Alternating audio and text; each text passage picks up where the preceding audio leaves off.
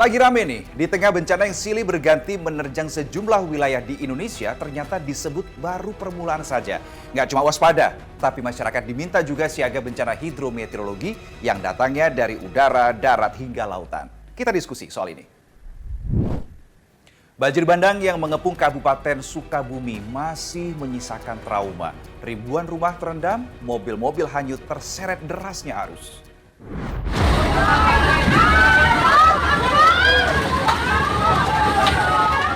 Inilah kondisi banjir bandang di wilayah Sagaranten. Arus banjir yang datang tiba-tiba menyeret dan menghanyutkan sejumlah mobil.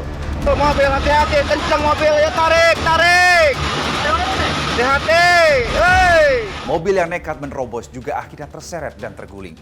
Hujan deras 3 hari berturut-turut membuat ribuan rumah terendam banjir. Sejumlah lokasi tertimbun longsor. Kalau data BPBD, ada 27 desa di 20 kecamatan yang terdampak. Cuaca ekstrim di Kabupaten Sukabumi dan daerah lain ternyata sudah diprediksi. BMKG meminta masyarakat tidak hanya waspada, tapi juga siaga bencana hidrometeorologi.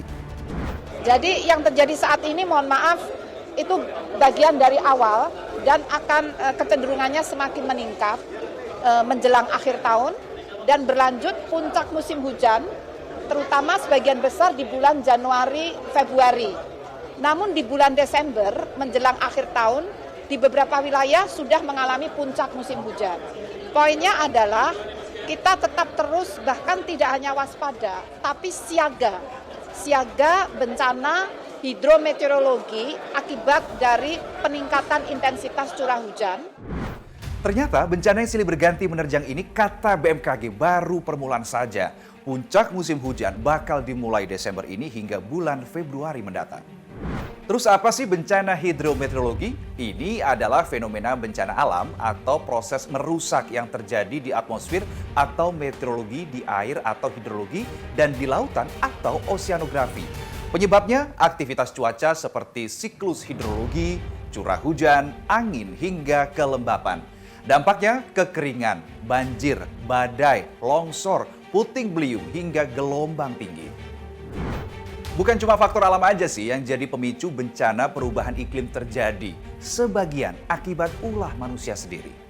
Alam itu sudah melakukan upaya pencegahan, ya. Itulah kenapa daerah-daerah mana saja yang tidak boleh dibangun, daerah-daerah mana yang merupakan lokasi alamnya berupaya ya untuk melakukan penyerapan, kemudian memitigasi bencana, itu sebenarnya tidak boleh dibangun, tidak boleh dikembangkan. Kesalahan dimulai pada saat tadi perubahan tata ruangnya. Tata ruang ini kan tujuannya untuk melindungi sebenarnya. Bahkan sudah dijadikan daerah konservasi, misalnya daerah hutan lindung gitu. Begitu tata ruangnya berubah, fungsi peruntukannya berubah, bencana itu tinggal menunggu. Dan itu tidak hanya terjadi di Sukabumi dan wilayah Banten secara umum ya. Bisa dikatakan hampir seluruh wilayah di Indonesia, lokasi-lokasi yang terjadi bencana hidrometeorologi ini selalu dimulai dari dua hal tadi. Perubahan fungsi peruntukannya dan ketidakpatuhan terhadap tata ruang. Nah loh, kalau udah kayak gitu gimana?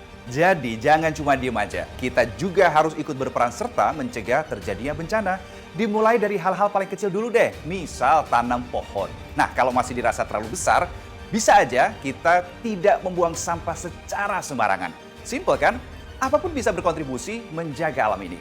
Kita lanjut diskusi di kolom komentar.